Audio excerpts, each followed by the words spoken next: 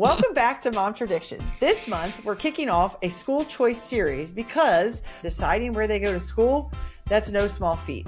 Have you ever stopped to think about how much time your kids spend at school? On average, kids in the U.S. are in school for 7 hours a day, 5 days a week. That's 35 hours every week. That's more waking hours that they spend with their classmates and teachers than they do with their parents. By the time they graduate from high school, they'll have spent roughly 15,000 hours in a classroom environment. This means that the environment, the values, the peers, and the teaching styles in school play a huge role in shaping our kids. It's not just about academics. Their social skills, their worldview, and their character are being influenced daily. That's why choosing the right school for your family's unique needs and values is such an important decision. We elected a classical Christian school. Vernita has elected a bilingual immersion school, and Julianne is at a large public school, which both her and her daughter absolutely love. In a later episode, we'll bring in a Montessori mom and a teacher, and we would love for you to like and subscribe, but also comment on any other type of school or curriculum you would like for us to include in our school series. As with all Momtradiction episodes, we're sharing the good and the bad of our experiences. I'll break down what I've learned in my years of teaching public school, and we'll dive into private school options, what to look for, questions to ask, and a little nitty-gritty of curriculum and pedagogy.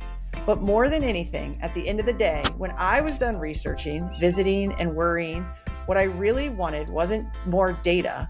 I just wanted to hear from other moms who had been through it.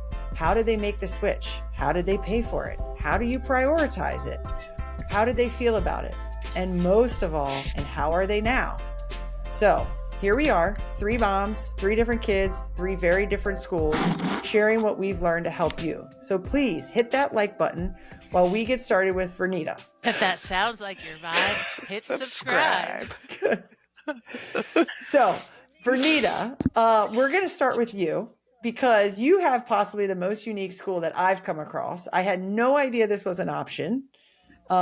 You are an English-speaking, non-bilingual parent. Your husband is not bilingual, speaks no foreign language, and you have found a school that has given your daughter the gift of being bilingual. Yeah. I love our school. Love our school so much. So our daughter was about 15 months old when her language started to explode.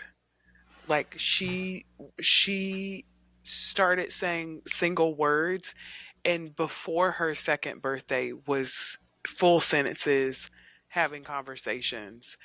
I remember before her second birthday, she asked me to make her a strawberry lemonade cake for her birthday. That was the level that her language was already on at that point. And so I told my husband, and when we would take her to the doctor was always like double checking the chart for her age because her language was so advanced. And so I was just like, I feel like we're missing an opportunity here for her. Like, if this is where she is at 2 and her language is this advanced, I just feel like we got to do something with it. But I didn't know what to do. So we were having this conversation when I'm driving down the street one day and I see a billboard for this intercultural language immersion school. And I was like, what? Is this a real thing? Because I had never heard of it before. So I come home and I look it up, and like, lo and behold, it's like in our city. It's 30 minutes from our house. And so we ended up having we had to have a virtual tour, our first tour, because of COVID.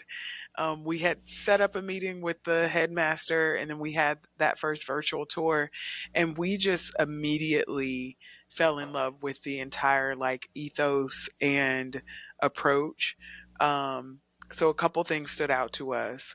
One was the focus on language, that their teaching style in the early, so they have a preschool, an elementary, a middle, and they'll add high school in 2026, I believe.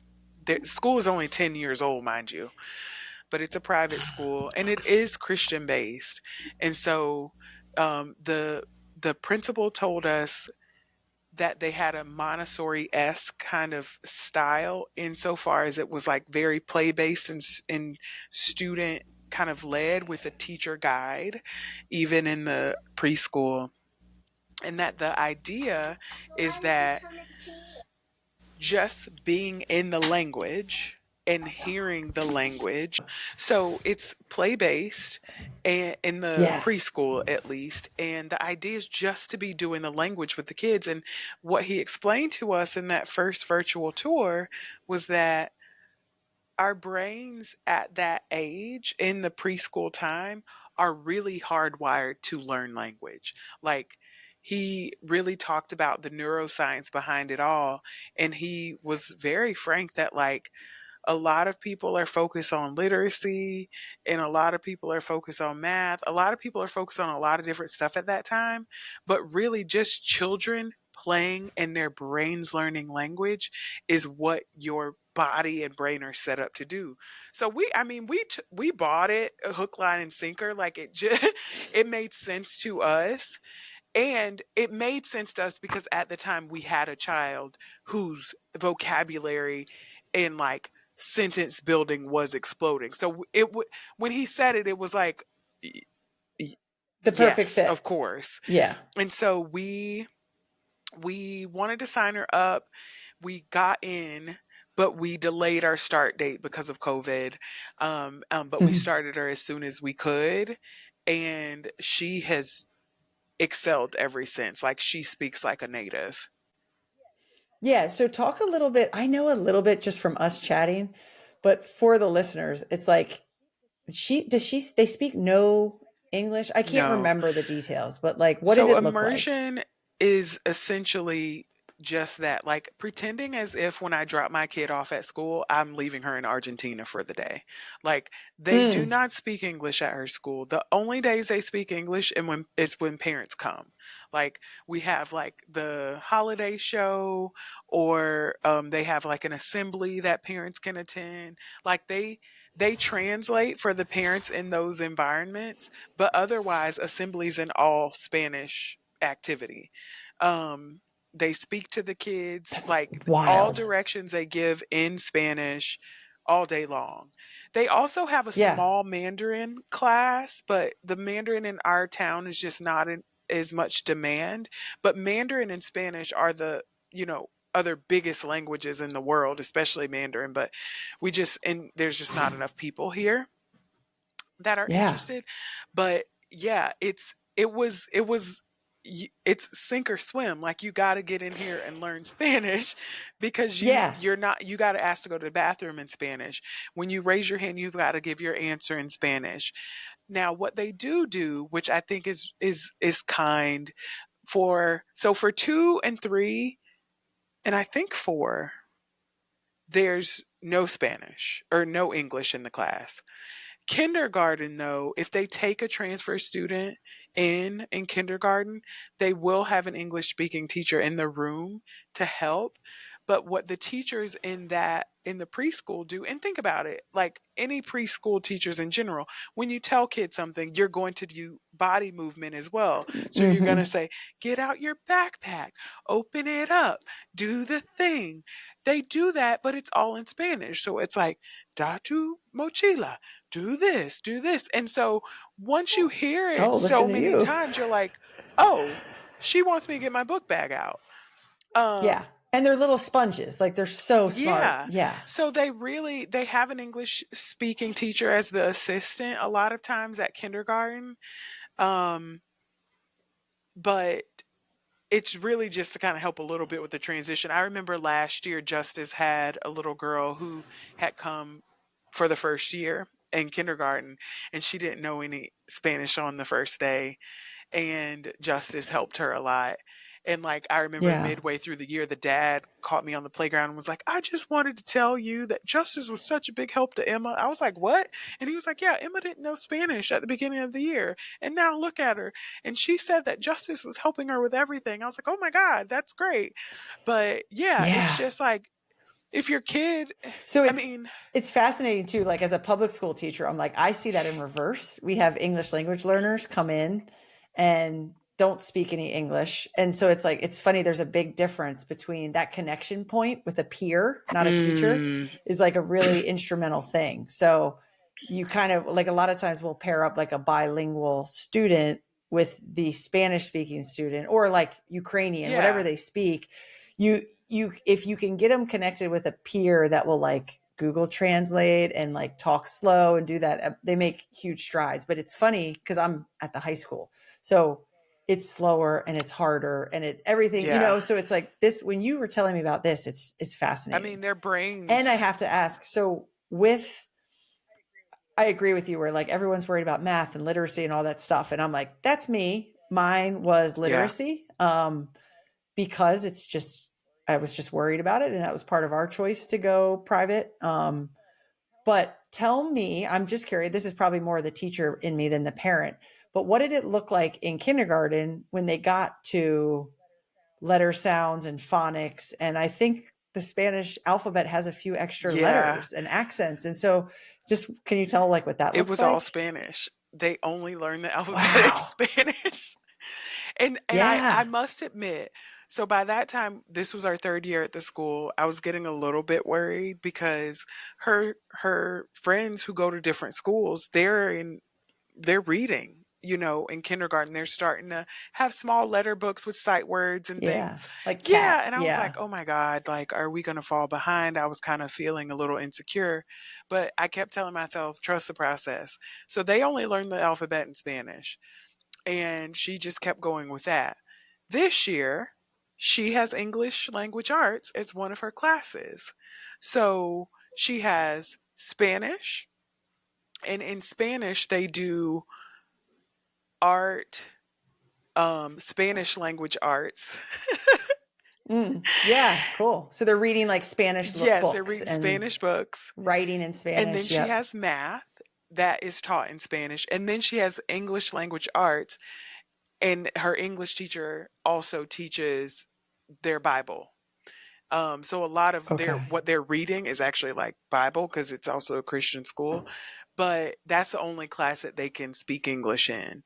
There is an option if you want to teach your kid English at home and sub their English language arts time for Mandarin, but Justice didn't want to do that this year, so I frankly did not want to be a homeschool teacher and mom of twins, so I was like cool with not doing Yes. that. Yes. Um but friends of ours who did it, they were like, "Yeah, like of course your kid's going to learn English. You speak English. Like that's fine. They don't need a class for That English." is my question. That's where I'm like, do you see the speaking not an issue, their brain sponges, but I'm like, yeah, but and I'm like, I feel like I've heard Justice read and she's a Yeah, phenomenal I mean, she's reader, right? definitely gotten a lot stronger in this school year alone. Like going into this school Yeah. year, I was a bit worried still, but even in the last 4 months, her English language arts teacher is her favorite. She loves her. Like she has so much fun in her class. They have a program called Reading Buddies where she has a kid in an older class that reads with her once a week, and they Mhm. read in English and in Spanish. So like she I I honestly feel like she's caught up in English where I was worried that she wouldn't, and she was like reading slowly or she wasn't reading yet. She's caught Mhm. up, and I think it just goes to show that their belief around brain development is right.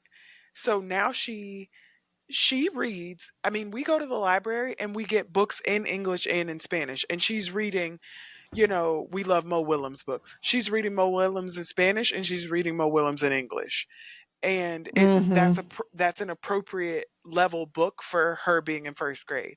Now, she's not a child Yeah. prodigy reading fifth grade books right now, but like she's reading in two languages on grade level. I'm happy with it. Very happy. Yeah. And then tell me, like, so what grade does this school go through? So this school is the brainchild of a very, very passionate educator who happened to marry a Latin American woman who also is a passionate educator. And they just he had been a principal at another school, and he was just like, he had this vision for a school he wanted to build. So he has been, this is the 10th year of the school, and each year they add a grade on, and they frankly don't want their kids to go to any other school, so they keep growing with their own children. So, Okay. we recently, this year, we recruited a high school principal in order to open the high school in 2026. So we're up through middle school now. Wow. That's great. And what size classes are you looking She has at? 20 kids in her class now. Whoa, that's bigger than I thought. They had smaller classes That's a, in kindergarten yeah. and the preschool. They had more classes and smaller classes. But Yeah. when first grade's a big drop off, okay? So first grade, a lot of parents are like, well, you can go to public school now. Like you don't need to keep I don't need to keep paying for this. And so they have a big drop Fair. off. And so what they do is just pretty much consolidate the numbers. Like I think I want to say they had 80 kindergartners and they have 40 first Wow. graders. And so they have two classes of first graders, and one class does that Mandarin option that I told you, and the other class just does English language arts. Gotcha. That is way bigger than I thought though, because this seems like such a niche school, like such a market. So I'm like, I think I was just expecting smaller They've numbers grown. because it's like, oh, I people didn't even know, but I agree. Like you found it on a billboard. And so it's like if people see that, they go to it, you know. But that's They have awesome. I grown just didn't so much. expect. And every time, like the principal, we're at an assembly or something, and he kind of shares about the vision for the school, he always says, I started this school 10 years ago with like a Google application form, and I hoped that someone would apply. And now, like every Wow. year, they're actually getting to the point where they have to turn some people away because they're not going to like their first grade class, for example, they're not going to have more than that. So like if somebody Right. wanted to add a first grader, it's like, sorry, we can't take another Yeah. one. We're going to cap our classes at 20. Yeah. Well, and I think when we talk about this private school, kind of like going through our school series where we're going to hit a bunch of different things, I'm like, class teacher to student ratio is kind of one of the big, not, Yeah.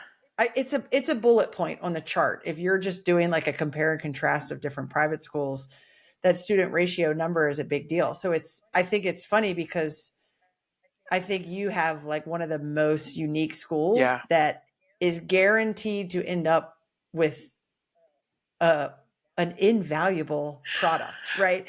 So like none of us know how our kids are going to turn out, but the fact that like your child is Yeah. bilingual by design, just think it's super cool because a lot of private schools are more down to like a 1 to 10, a Well, 1 to they do 12, a have an 1 to assistant. 15. So each of her, like her Yeah. Spanish teacher has an assistant, her math and her English.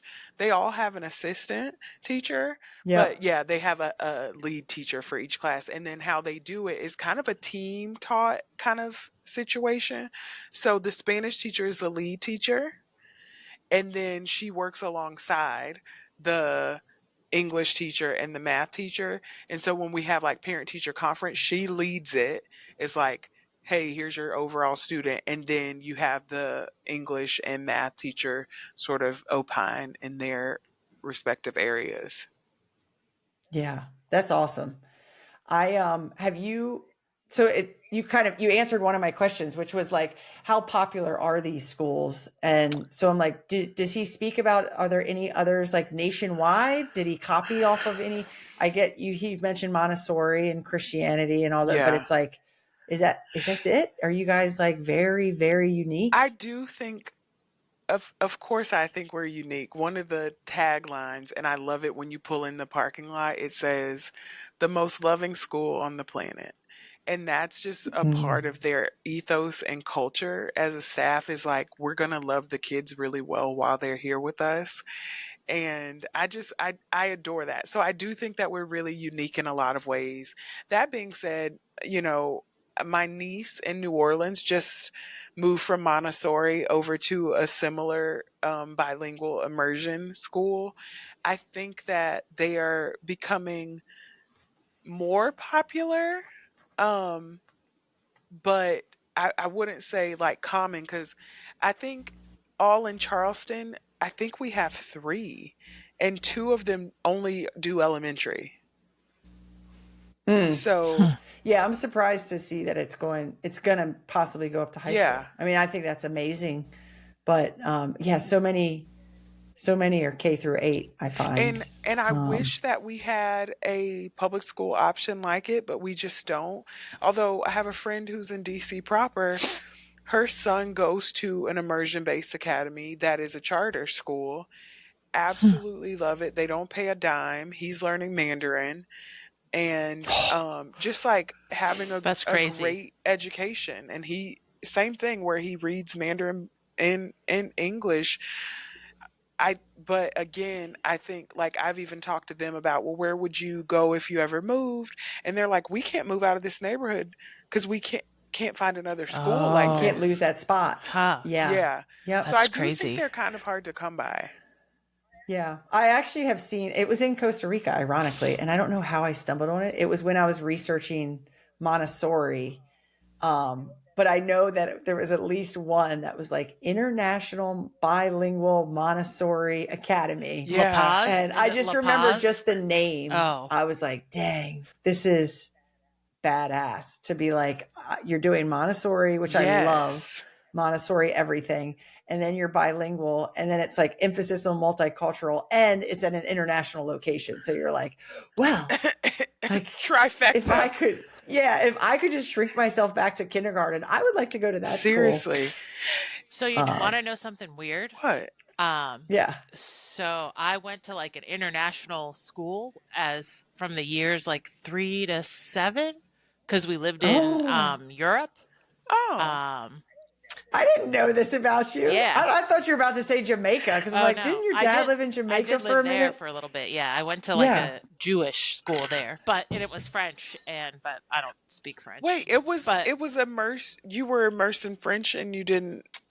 I don't think it was an immersion school. It was just like an It was just international French. school. So they taught us French Okay, as like a 3-year-old. But but I also you think didn't. with They like, didn't teach you in French, or were you I would being have to- taught in English? You don't remember? I believe being taught in English, yes. Okay. It wasn't an immersion school. It just happened to it was an international school that happened to teach, because it was Belgium, they taught French. Gotcha. So, but yeah. Anyways, And then what was that like? As a I don't know. did you have, or were you too little? I was too little. I mean, you don't yeah. remember last week, so Yeah, so God, You're no, I not- can't remember. Bonjour. No. Bonjour. Yeah. But yeah, and then just being in Costa Rica, like La Paz is like, I don't know if that's the school you're thinking of, but it's like world renowned for like all the things.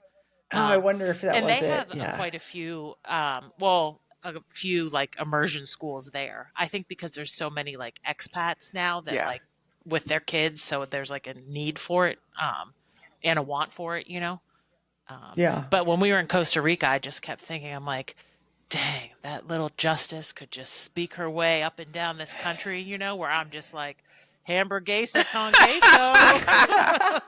So, Yeah, Bernita, how frequently does she use Oh, yeah. how fluid is it, and she's how adorable. and does it come in handy? She's so Like, adorable. She'll be like, "Mom, I want to go to the Mexican restaurant tonight. Don't worry, I'll order for you."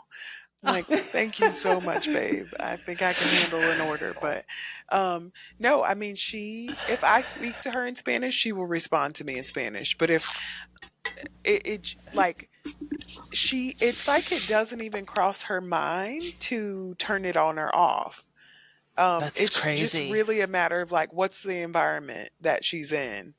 yeah, That she'll do it. she's truly bilingual. Yeah, and when we go to It's the park crazy. and there's like kids that speak in Spanish, she just like clicks in and she's playing with them in Spanish. And sometimes I'll kind of like seek it out and be like, "Hey, Justice, those kids are speaking Spanish over there." And she'll be like, "Oh," and she'll just go over and introduce herself. I remember it happened when we were at Disney, and there was a little girl that was really upset at Disney while we were taking like a rest, and she went over and cheered her up, and then they started playing, and I was like, "Well, this just came in handy," That's amazing. Yeah. Yeah. And I think, some people ask me, well, why would you why would you pay for her to go to school still now, when she's in first grade, and like, yeah, she knows Spanish, but like she can relearn it in high school or whatever, like we all did. But I think that That's so different, though, I it think. is. Like, so different. Yeah, Yeah. yeah, It's also so developmentally incorrect. I'm yeah, like, in my state, they introduce Spanish or a foreign language in middle school. And I'm Yeah. like, developmentally, like their hormones, their brain is on fire and not in a good Yes. way. And so, yeah. like, the insecurity of Yes. even just having to speak out loud in front of a class and pronounce something incorrectly and feel uncomfortable, I'm like, it's the worst time. Yeah. And kids just totally shut down. Yeah. Whereas little young kids that are so like brave, I don't know what to call it, like just Oh, so bold and brave, they don't care, they love it, they make mistakes, they yes. learn so fast. Developmentally in the education world, it's spot on. Like we're doing it I all agree. wrong in public because those synapses are closed already, Yes. and then they're on to just like hormones and So puberty when true. they're supposed to be like, now stand up and make up a name and have a conversation and test. There's like oral speaking tests. Yes. Like these are things that are all so uncomfortable for a middle schooler, so instead they shut down and they're not interested Can in I tell learning. you, in her, it was either her 3 or 4 year old class, they said, send a picture of your family to the school. It's for a project we're doing. And I'm like, all right, cool. I send her a picture. The project is an oral presentation of who's in your family to your entire class as a 3 year old. So the teacher sends videos out of the class, and each kid is presenting their family to the class, and they're like, Hola, me llamo es Justice. Es mi mamá Bernita. Bernita, da da da da. Es mi papá. Like, and I was watching the video because I didn't know what was happening when they asked me for it. And I was astounded. And not just Justice, every kid in the class was like, Es mi hermano Rico. Es mi hermano. And I was like, Yeah. this is insane that they are learning to get up, present, tell about themselves and their families with this confidence. It's amazing. And like, you talk about making mistakes. Like, one thing I noticed with her in the earlier years is she would make up words in Spanish. Like, if she didn't know it, she would just be talking in Spanish, and then she would be like, en el headphonos, and da da da da, and she would just keep going. And that's exactly what she was supposed to do, is like make up Yep. the word, make the mistake, and then like learn it as she went. As she And goes, she's yeah. done, like, it's been so cool to watch her brain do it. And one day, Yeah. this was a couple years ago, I watched her playing with her dolls in Spanish. And they like, you just observe your kids, and she's like got her Barbies, and she's like, hola da, da, da, da, da, da. And I was like, is this really happening right now? She's playing Yeah. in Spanish with her baby. So I love that she has that skill. But not just that, one of the things that is really important to me and that I love about the school is the focus on multiculturalism too. And Hmm. like, every teacher there, when they do the teacher assembly, they're like, this is Mr. So and so, he's from Mexico. This is Miss So and so, she's from Colombia. This is Miss So and so, she's from Uruguay. And they have such pride in all of their own like countries of origin. And I love for Justice that she's learning that the world is not just about me and what It's I amazing. know and what I'm comfortable with. The world is a really big place It's with people huge. from different countries that speak different languages, and I'm learning only one of them. And Hmm. it's, you know what I Right. mean? Like, that's her Yes. understanding, Hmm. is like, it's not just about me and my problems and my whatever. Like, she already is having this focus of like, there's nations out there, Hmm. and like, there's other people who have worlds too. And Yeah, Yeah. I love that that's for her. amazing. Which is funny because my curriculum question for you is how similar, like none of it sounds similar in a really good way, positive way. Like it's awesome. Like because I feel like public school is kind of like the the backbone of this Yes. conversation where you're like as compared Yeah. to um so like where does the curriculum go? If you know, it's fair if you don't know what like second, third, fourth, fifth grade looks like, but I'm like, do they do the same kind of like science, history, Yeah. US history? Do they learn, like, do they do all that just in Yeah. Spanish, or do they kind of, They do okay. all of that in Spanish, but once they start getting in those upper grades, they also do a lot of project-based and community learning. So, as an Okay. That example, Montessori yeah, piece. their fifth Yeah. graders right now are like have a focus on entrepreneurialism. So when you go to the school, the fifth graders have like a table set up. They're selling They're pencils, they're selling. selling Yeah. bracelets. They're like that's a thing they're doing. The year before that, I remember the kids were doing a special missions project where they were helping Latin American refugees transition into our community through like different projects and stuff that I was like, oh my God, like they're helping people translate stuff. They're helping, It's people get crazy. settled here. Like this is amazing that they're even being exposed to like how would one transition into a new country and And that stuff Mm. happens. You know what I mean? yes. Of like this, yeah, yeah. Like there's so much more than just your little bubble. You know? Yeah. Yeah. Yeah. Yeah. So So, go ahead. well, do you see yourself like continuing like through high school here with her? Yeah, I mean, Lindsay was, And then your other two kids, do you see yeah. them? They're gonna go here too? I mean, Yeah. Lindsay was with me this summer while I was trying to Yeah. make the decision on whether we go to public school this year or Hmm. stay there. Hmm. And the leadership at the school just really has like made such an impression on me and my husband. Like they are Hmm. so committed to this vision and mission of creating world changers through like multicultural, language-based, Christ-centered education, and Hmm. this notion of being a very loving school.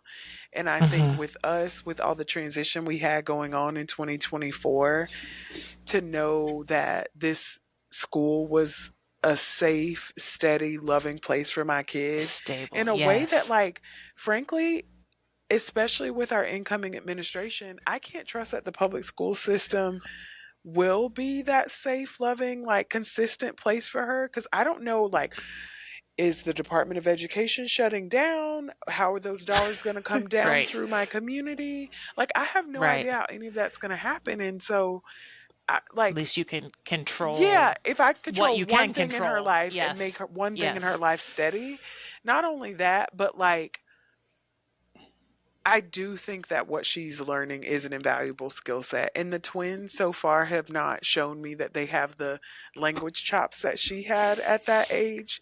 Right. However, like not every kid in her class displayed that. I think Of Justice being course. so gifted linguistically was like the gateway we needed to get into this To school. break into this Yeah. system. Yeah, yeah, yeah, Yeah. yeah, Um yeah. Well, and you could argue who needs it more. yeah. Like Justice would have been gifted no matter what. So you've tapped into something. But if your twins are not, you know what I Yeah. mean? It's like, well, then that's all the more reason to send So them, then, like financially, Yeah. do you have to cut back, or how does it Yeah. look at paying for private For school for three three kids. kids for Yes. you know? Yeah, so I'm gonna have to Well, start that's the part stripping. this summer. Yeah. Well, yeah, easy.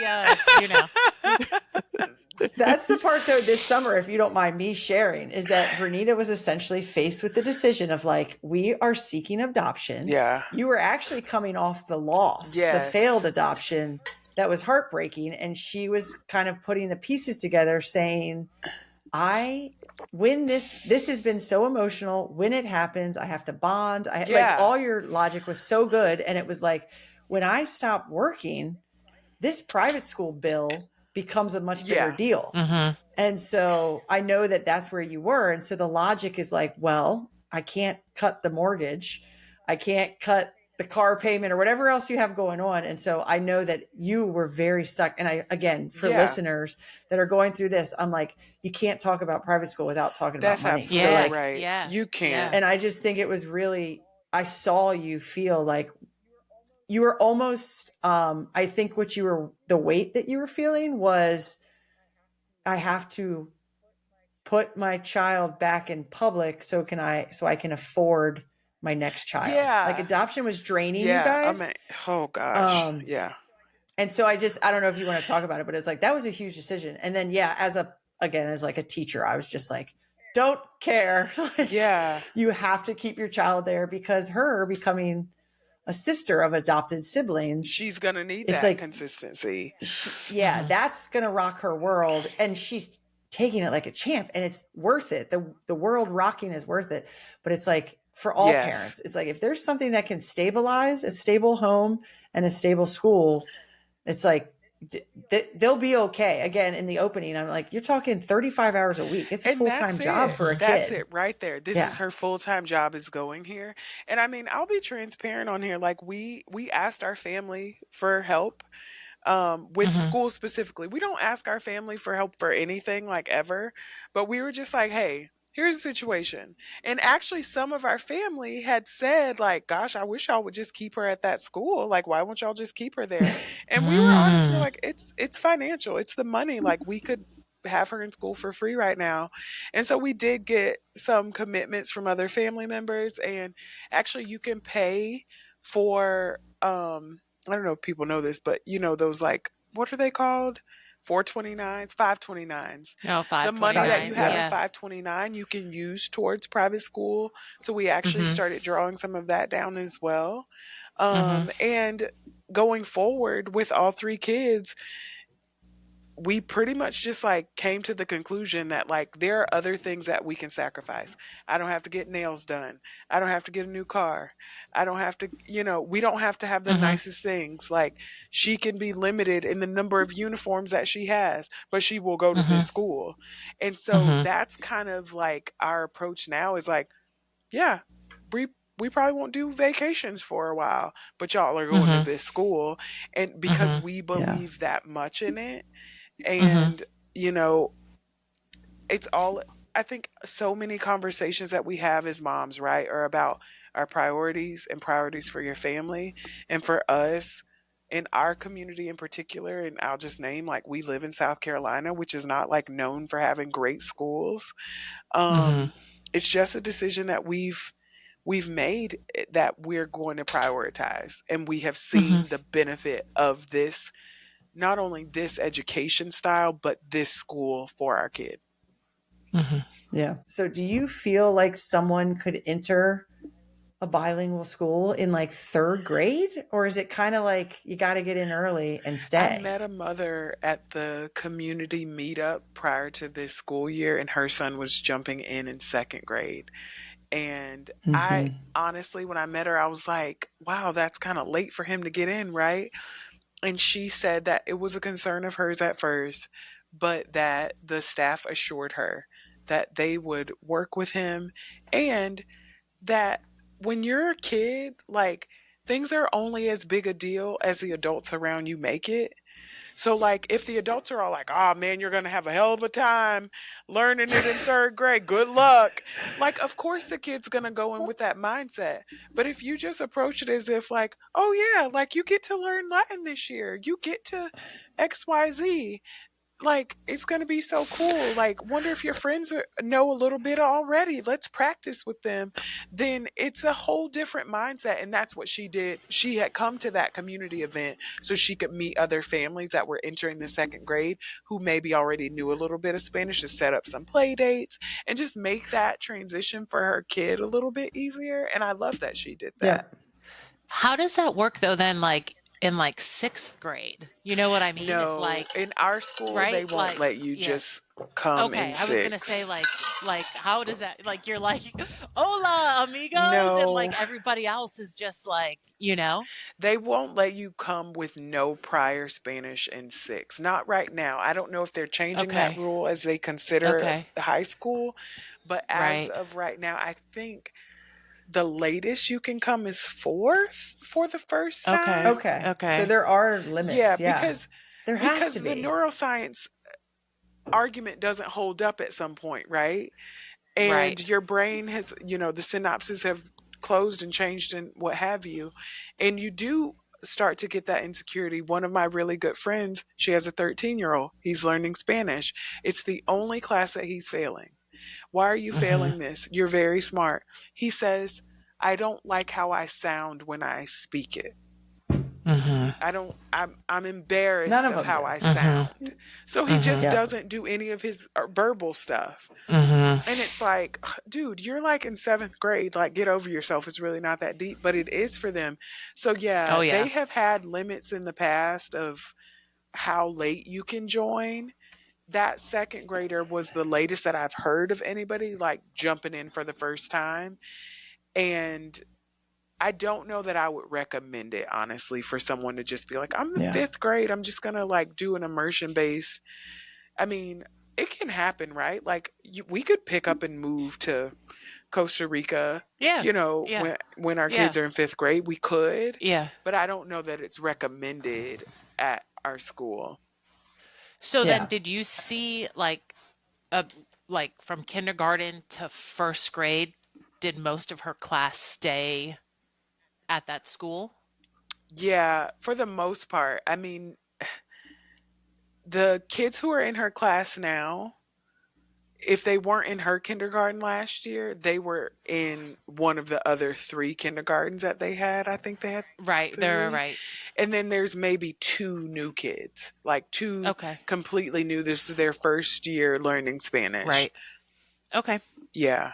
Oh, I'd just love to hear a little bit about like, did you feel like there is a or was or is a parent community that enriched your experience with the private school? And what I mean by that is like that feeling of you're kind of on an island until your kid goes to school. And then they create friends, they ask for play Mm. dates, you meet other moms at a get together or a field trip or whatever. And I enjoyed that. I really felt like it was just nice to hear her be like, Jenny and me are friends and da da da da da, and then get to go to school and be like, hey Jenny, how you doing? And then come to a field trip and Hey, be like, oh, Jenny. you're Jenny's mom. Like it just felt more Yeah. connected than it did in the younger, and it was helpful to be like, now my daughter kind of has her own people, but there's not a ton of opportunities to meet. I mean, I'm literally talking field trips twice a year and a couple little Christmas Yeah. parties or what, you know what I mean? And so I don't know, I talk about like the parent I connection, if you also will. think though that like that so for me, like both our kids we had in like private preschool.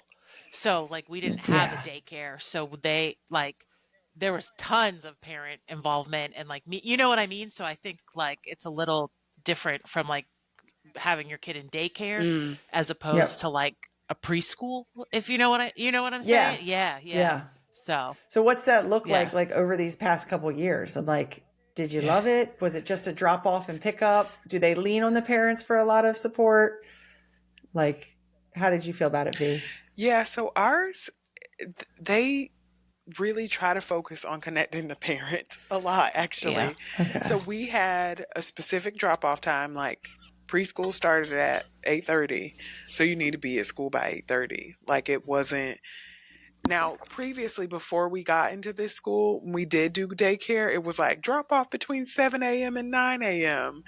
But when we switched over to the bilingual, it we had a specific drop off time, and they really encouraged the parents to like stick around and chat for a little bit at the drop off.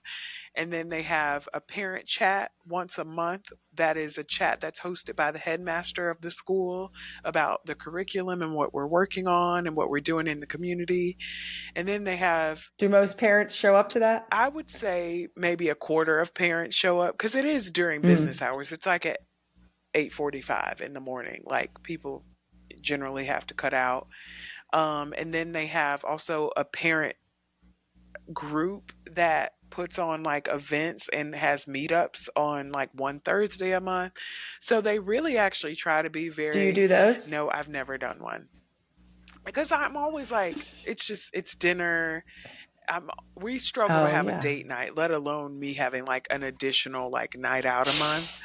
Yeah. Um, Did you stay and do the chat and did you feel pressure to be like, all right, these are my people. This is my new community. These are the kids that my kid's going to grow up with. Or are you kind of like, I got to go. Well, I got I stuff to don't feel do. pressure for anything because I know there's a lot of opportunities and I do the ones that I can.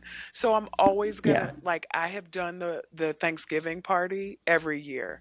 I help with Black History Month. I do the fall field trip because there's also field trips. Last year, I drove for a field trip to the zoo. Like, so I don't do everything, but I feel really good about the stuff that I do. So, like, to me, I'm like, I'm not going to come to a meetup at the pizza place with the moms from the parent group, but girl, I got you when we're at the zoo field trip together. Like, our groups can ride together or whatever. So, and they don't ever make anybody feel pressured by it. You know, I met one mom at one of the pre-parent or the preschool meetups, and she was like, "Hey, what's your name?" And I introduced myself, and she was like, "I'm so and so. This is probably the last time you're going to see me." And I was like, "What?" And she was like, "Well, I just don't volunteer for stuff." She was like, "I have a really busy career." She said, "I send money for everything though." And I was like, "Okay, you I go, respect girl." that. She was Yeah. like, "But it was really lovely talking with you." And she was just matter of fact, and she did not feel bad. She was I love that. She was Good like, for "I'm her. never gonna see you again, but this was great." And I was like, "Okay." Yeah. Yeah. I think you need a little bit of that, you know, I guess in any school setting. Like, you need the moms that are going to be involved in everything, always Yeah. there. You need the ones that go when they can, don't go when they can. And then you need the ones that aren't going to maybe give their time, but like they're going to bankroll that. Exactly. You know what I mean? Like, which you need, Which you know? need. Yeah. Yeah. And I was yeah. like, Yeah. you know what? Big up, girl, because you're going to make sure the teachers have a good Christmas gift. But like, Heck yeah, you yeah, know, yeah. Cody is going to be the mom who like shops for all the things that they need. And she's going to like stock the pantry at the school. And like, we need everyone. So I'm kind of middle of the road of like, I can do some stuff. I'll shoot $20 in the Venmo, you know, but I think there's something for everybody. Yeah, and you answered my question, because that's kind of like that village mentality. Like, that's what I was curious about not that your school's small, like it doesn't numbers wise, it's not super small, but just how's the village feel like, you know, what's the lift on the parents and what's the connectedness? And, but it sounds and I'll great. tell you this too, like when we adopted the twins, you know, parents, first of all, no, when we had our adoption loss last year, parents were like, "What can we do for you guys? We're holding y'all in our prayers. Like, what do you need?" Fast forward to this year, we adopted the twins. One of Justice's classmates, their mom picked Justice up every day from school for the first 3 weeks we had the twins, just to help me get my footing. Because it was like, how do I leave the house with you? I don't even know how to do this with yet. both of you? Yeah, and like just to run up to the school, like I can't do this. Like, so she just was like, her and her husband both, they were like, "Hey, listen, we have flexible work. We go pick our daughter up. It's nothing for us to drive the extra 10 minutes to drop your kid off. We got you." That's amazing. So, That's really we've nice. been really well supported by the school community in general. And so good for you to say, "Yes, please, thank you." Oh, at first, you know, at first I was like, "Oh no, we got it." And then I like texted her the night before and was like, "Hey, yeah, so I don't got it. I don't got it. I need you to get her. Can I add you to her pickup list? Like, how do I do that?" Yeah.